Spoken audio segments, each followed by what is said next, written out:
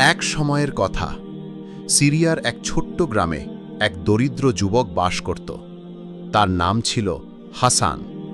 সে দিনমজুরি করে পরিবারের ভরণ পোষণ করত। একদিন গ্রামের ধনী ব্যবসায়ী তাকে বলল, হাসান, আজকে আমার অনেক টাকা বহন করতে হবে, তুমি কি আমার সাথে যাবে? তবে সাবধান, যদি কিছু হারিয়ে যায় তোমাকেই দায় নিতে হবে।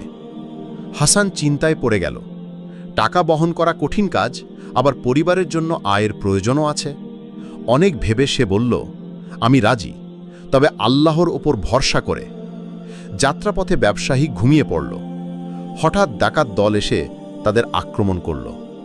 হাসান ভয়ে কাঁপতে লাগল, কিন্তু সাথে সাথেই সে আল্লাহর নাম নিয়ে দোয়া করল, হে আল্লাহ, তুমি ছাড়া আমাদের রক্ষাকারী কেউ নেই।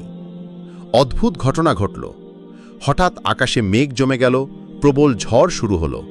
ডাকাতরা ভয় পেয়ে পালিয়ে গেল। ব্যবসায়ী জেগে উঠে অবাক হয়ে হাসানকে বলল, তুমি দোয়া করলে আর আল্লাহ তোমাদের রক্ষা করলেন। তুমি শুধু আমার থেকে মজুরি নয়, বরং আমার বন্ধুত্বও পেলে। এরপর থেকে হাসান শুধু গ্রামের একজন শ্রমিক নয়, বরং সবার চোখে আল্লাহর ভরসায় সাহসী যুবক হয়ে উঠল। গল্পের শিক্ষা: আল্লাহর উপর ভরসা করলে মানুষ কখনো একা থাকে না।